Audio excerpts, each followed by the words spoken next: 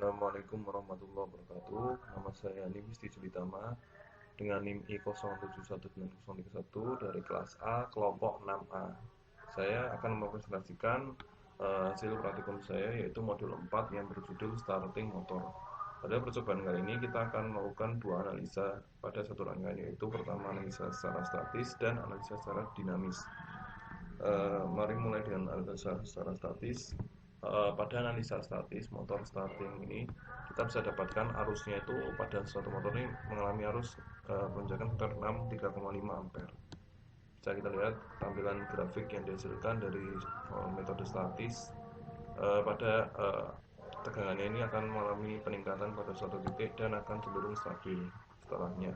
Lalu pada arusnya ini akan meningkat tajam pada suatu titik dan akan tiba-tiba turun stabil pada suatu titik. Dan daya yang dihasilkan karena V kali I akan menghasilkan daya yang relatif sama dengan kasus antara tegangan dan arus tadi, yaitu akan naik pada suatu titik dan akan langsung stabil. Pada metode ini selanjutnya kita akan lanjutkan dengan metode dinamis ya. Jadi pada metode dinamis seperti yang telah saya lakukan percobaan tadi, didapatkan arus yang sedikit berbeda, yaitu yang lebih besar, yaitu 1,37 ampere. Pada metode dinamis ini dilakukan sedikit perubahan pada motornya dengan menambahkan momen inersia dan merubah sedikit parameter-parameternya disesuaikan dengan yang ada di pada modul. Hasil dari grafik yang didapatkan, tegangannya bersama dengan yang statis, cenderung meningkat pada suatu titik dan lalu stabil.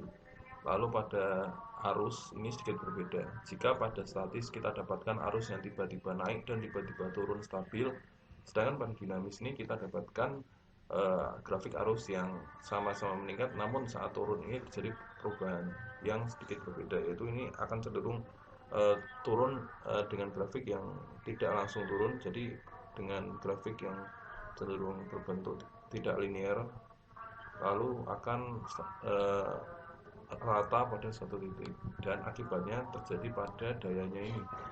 Dayanya yang tadi akan lurus naik lalu stabil. Kalau di sini karena pengaruh dari arusnya tadi akan membentuk grafik yang juga tidak linear dan akan stabil pada suatu titik. Analisa yang saya bisa dapatkan pada metode analisa statis ini, terlihat bahwa grafiknya ini kan naik tadi sebesar 3,5 ampere. Grafik hasil percobaan tegangan dan daya itu sangat statis ya. Pada mode statis ini menghasilkan grafik yang sangat stabil, berbeda dengan yang kita lihat pada dinamis tadi. Dinamis arus tegangannya juga stabil, tapi pada saat di grafik arus itu terjadi perbedaan. Saat penurunan itu tidak langsung seperti dinamis yang langsung turun, sedangkan pada tidak seperti statis yang langsung turun. Dinamis ini cenderung membentuk grafik yang tidak linear, perlahan-lahan, dan dia akan stabil pada suatu titik. Akibatnya terjadi pada dayanya itu. Dayanya bisa dilihat bahwa daya yang dihasilkan itu tidak langsung naik, tapi perlahan-lahan. Ada semacam grafik tidak linear. Baru setelah itu, setelah naik akan stabil pada suatu titik. Analisa yang dapat dipelajari dari rangkaian starting ini, kita bisa menganalisa lebih rinci menurut tentang motor starting. Kita di sini tujuannya itu untuk menentukan apa sih dampak parameter-parameter yang seperti arus, tegangan, daya terhadap starting motor ini. Dan tujuan utamanya adalah kita bisa meminimalisir lonjakan arus yang besar saat starting motor. Karena kalau lonjakan arus yang terjadi sangat besar itu bisa mengakibatkan kerusakan pada motor itu sendiri. Selanjutnya, apa sih perbedaan yang antara statis dan dinamis pada starting motor ini? Kalau motor dinamis terdapat parameter berupa arus starting, ada torsi motor, torsi inersia. Sedangkan pada statis kita tidak menambahkan hal itu ya. Selanjutnya, akselerasi statis memiliki input yang lebih sederhana karena tanpa harus menambah bahan torsi inersia dan lain-lain. Sedangkan dinamis ini jauh lebih rumit. Terus akselerasi awal statis kita hanya mengasumsikan waktu mulai arus, sedangkan pada akselerasi awal dinamis kita dituntut untuk menghitung waktu dan arus akselerasi dari data input yang kita gunakan. Selanjutnya pada starting motor, arus awal digambarkan dengan grafik yang rata, benar sekali. Sedangkan pada dinamis ini tidak rata, cenderung ada grafik tidak linear. Lalu perbedaan utamanya yang bisa saya simpulkan adalah metode statis ini lebih stabil, baik secara grafiknya maupun beban yang dibebankan. Selain itu, starting nilai metode statis ini nilainya lebih kecil, ya benar, arusnya lebih kecil daripada metode dinamis.